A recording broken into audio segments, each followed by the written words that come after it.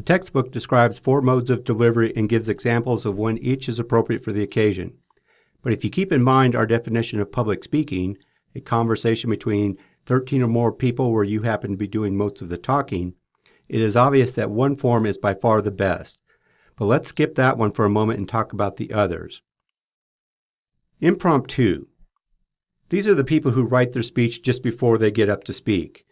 I often refer to these people as slackers because they obviously can't be bothered to prepare before class. They tend to feel comfortable in front of groups, so they figure they can just wing it. While they may be comfortable speaking, their speeches tend to make no sense, not because they didn't have time to practice, but because they didn't have time to work through the speech development process and sufficiently get their ideas clear in their head. And if it's not clear in your head, it has no chance of being communicated clearly to the audience. While there are legitimate reasons why you may have to give an impromptu speech, for example, as you're walking into the meeting, your boss says, "Hey, Mitch, why don't you present the sales numbers?" You should only give an impromptu speech when the circumstances and/or a bad boss have conspired against you. Never leave an important speech to impromptu mode. So this brings us to manuscript speeches. These are the people who write their speeches and then read it. Adults do not like being read to. The only thing we'll remember if you read your speech to us is that you wasted 5 to 7 minutes of our life that we'll never get back. People tend to think that writing a speech will make speaking easier, but it's actually the opposite. Delivering a manuscript speech well is incredibly hard, and very few people can do it. So unless you're a broadcaster, the president delivering the State of the Union address, or you're reciting your poetry, avoid manuscript speeches at all costs. A memorized speech is simply a manuscript speech without the manuscript. While you aren't technically reading to us, we still are not likely to be listening to you because if you have your speech memorized, you probably sound like a robot.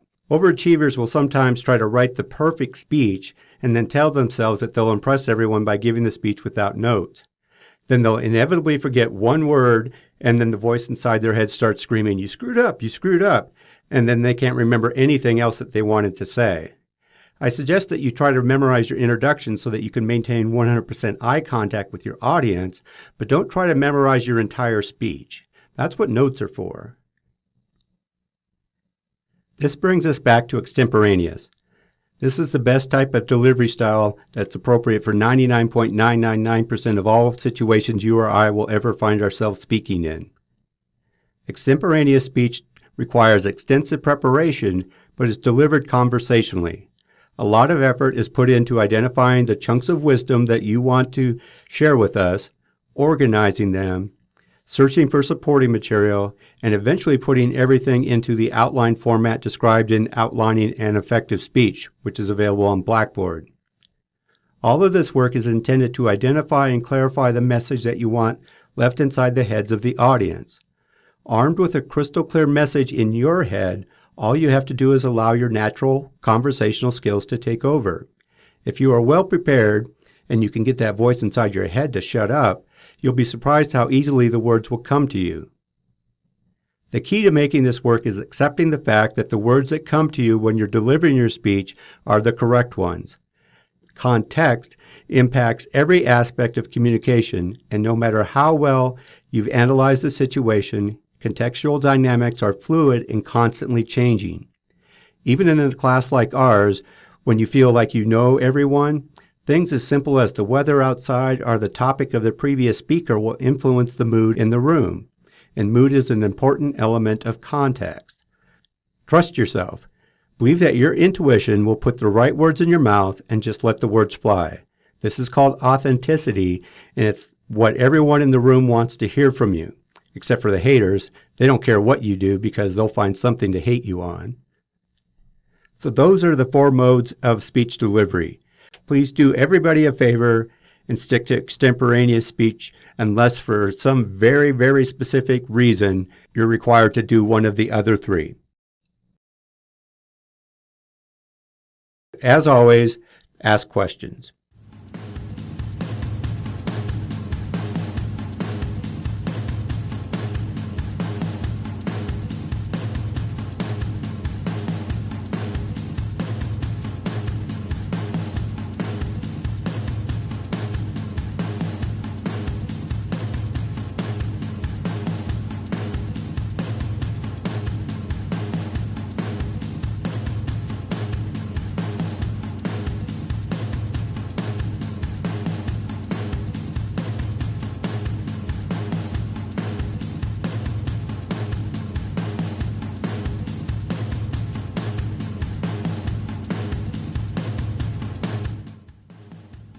This is Dr. K coming at you live from the studios of WCAS on the campus of MSU Denver.